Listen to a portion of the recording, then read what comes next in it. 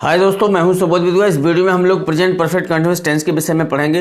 तो मित्रों, इसकी पहचान होती है कि जब हिंदी के वाक्यों के अंत में रहा है, रही है, रहे हैं, ता रहा है, ती रही है, ते रहे हैं दिया होता है, तब हम सहायक क्रिया हैज बीन एक वचन के साथ और हैव बीन बहुवचन के साथ प्रयोग करते हैं तथा साथ में क्रिया में आईएनजी लगाते हैं।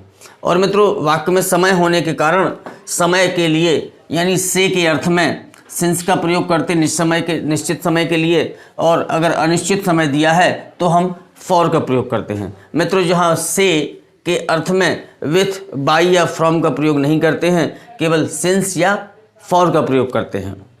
मित्रों, चलिए इनके फॉर्मूला देखते हैं। पहले आप जानते हो कि हर सेंटेंस पहले सब्जेक्ट, फिर हेल्पिंग वर्ब, फिर वर्ब, फिर ऑब्जेक्ट आता है। ठीक वैसा ही इसमें है कि पहले सब्जेक्ट आएगा, फिर हेल्पिंग वर्ब, यानी अगर सब्जेक्ट एक वचन का है तो हैज बीन आएगा, सब्जेक्ट बहुवचन का है तो हैव बीन आएगा, प्लस वर्ब में आईएनजी आएगी, प्लस ऑब्जेक्ट आएगा, प्लस अन्य शब्द आएंगे।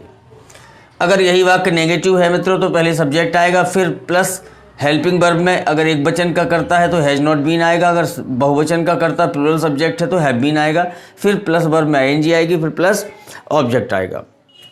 तो मित्रों, इंट्रोगेटिव में यदि वाक्य क्या से शुरू होता है तो हम लोग हैज या हैव में से किसी एक को आगे लगाते हैं, फिर प्लस सब्जेक्ट लगाते हैं। फिर अगर नॉट दिया है तो इंट्रोगेटिव में हमेशा सब्जेक्ट के बाद नॉट लगाते हैं, फिर बीन लगाते हैं, इसके बाद वर्ब में आईएनजी लगाते हैं और प्लस ऑब्जेक्ट लगाते हैं।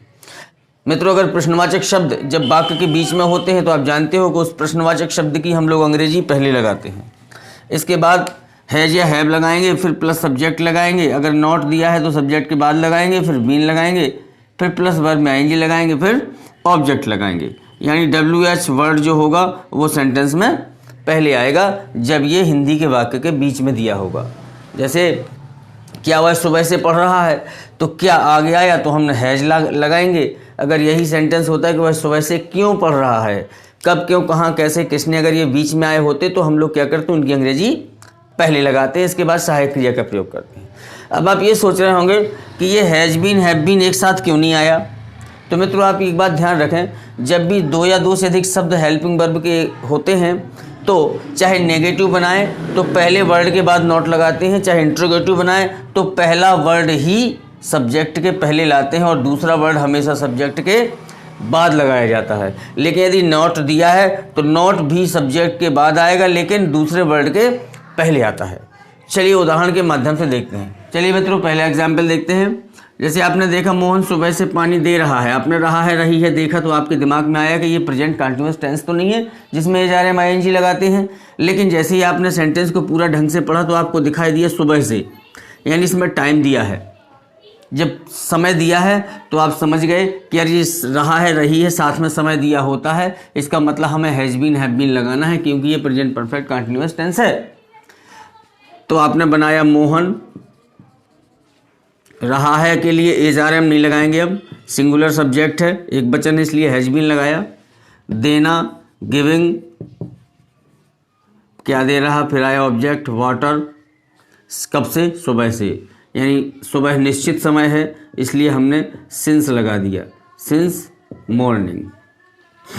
अगर यही सेंटेंस नेगेटिव होता कि मोहन सुबह से पानी नहीं दे रहा है तो क्या बनाते, मोहन हैज बीन नॉट, ऐसा नहीं बनाते कि हैज बीन नॉट, नहीं, मैंने क्या बताया, जब दो या दो से अधिक वर्ड होते तो पहले वर्ड के बाद नॉट लगाते हैं। तो क्या बनाते, मोहन हैज नॉट, यहाँ लगाते, not been giving water since morning. अगर यही वाक्य क्या से शुरू होता, क्या मोहन सुबह से पानी दे रहा है, तो केवल हैज को हम लोग सब्जेक्ट के आगे लगाते, क्या बनाते, फिर अगर क्या से शुरू होता कि has Mohan been giving water since morning.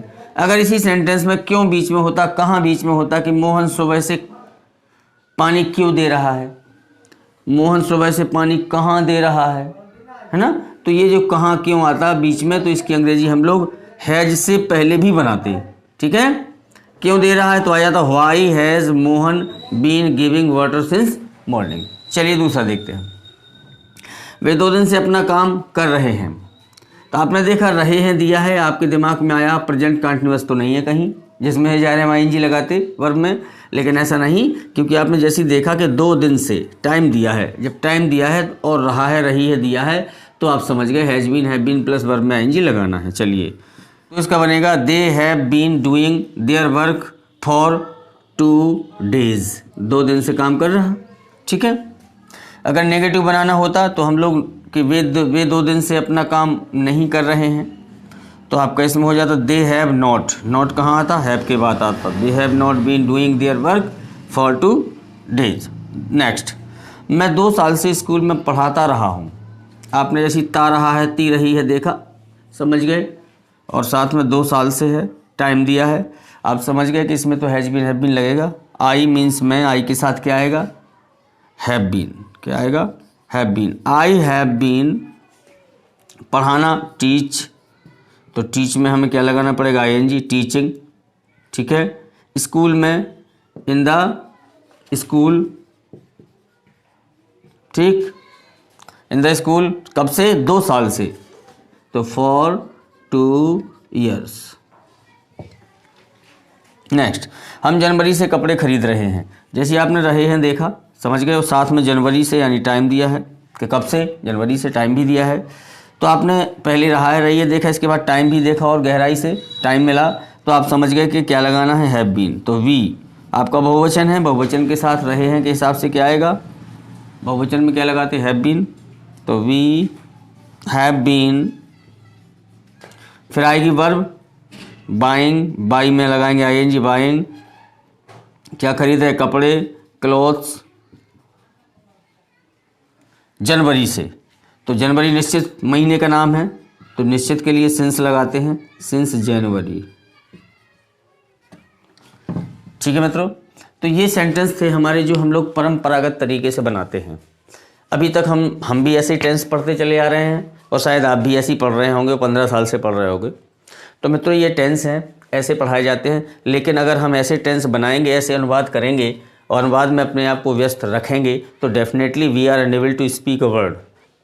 My dear friends, यदि आप मैगजीन्स की अंग्रेजी समझना चाहते हैं, अगर आप न्यूज़पेपर को अंग्रेजी के पढ़ना चाहते हैं और उसकी हिंदी समझना चाहते हैं, और फ्रेंड्स यदि कोई आपसे अंग्रेजी में बात करता है, उसकी अंग्रेजी समझ करके जवाब देना चाहते हैं मित्रों, तो आपको जो अभी मैंने टेंस पढ़ाया इस हिसाब से नहीं पढ़ना है।